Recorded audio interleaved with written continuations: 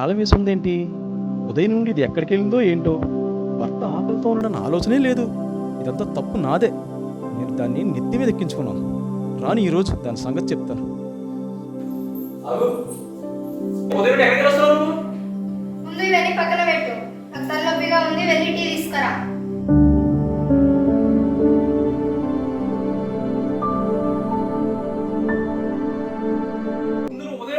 చెప్పు.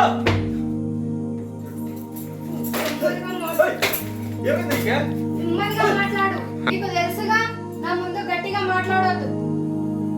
నాకు నచ్చదు, ఎక్కువ మాట్లాడితే జాగ్రత్త. నేను నీ భర్తను. ఎక్కడికి వెళ్ళావు? నేను అడిగే అధికారం నాకుంది. నోరు అదుపులో పెట్టుకొని నెమ్మదిగా మాట్లాడు. ఇప్పుడు నేను చెప్తా. ఇటీవలకి మేకప్ వేసుకోవడానికి సిటీకి వెళ్ళా. ఎండలకి నా కలర్ నల్లగా అయ్యింది. సాయంత్రం కల్లా నాకు 10,000 కావాలి. నిన్నే కదా 5,000 ఇచ్చాను నీకు.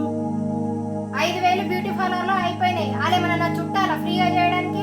పనికిరాని ఖర్చుల వల్ల నేను నాశనం అయిపోతున్నానే. నాశనం. భార్య ఇంటిని సంసారం సరిదిద్దుతుంది, నాశనం చేయదు నీలాగా.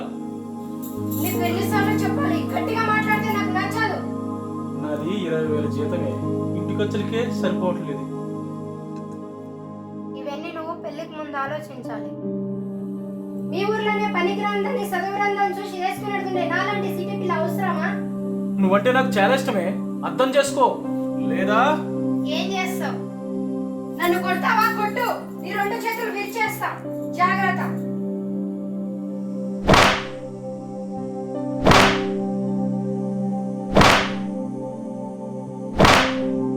ఈ రోజు నుంచి నేను బాధ పెట్టే పనులు చేయను. టైంకు అన్ని పనులు చేస్తా. బుద్ధిగా ఉంటా. ఇంట్లో వంట చేసుకొని బుద్ధిగా ఉంటా. నన్ను కొట్టకు. నిన్ను కొట్టాలని నా ఉద్దేశం లేదే. అనవసరం ఖర్చులు చేసి సంవత్సరం పాటు చేస్తున్నాను నా బాధ. మనం హ్యాపీగా కలిసి ఉందామే.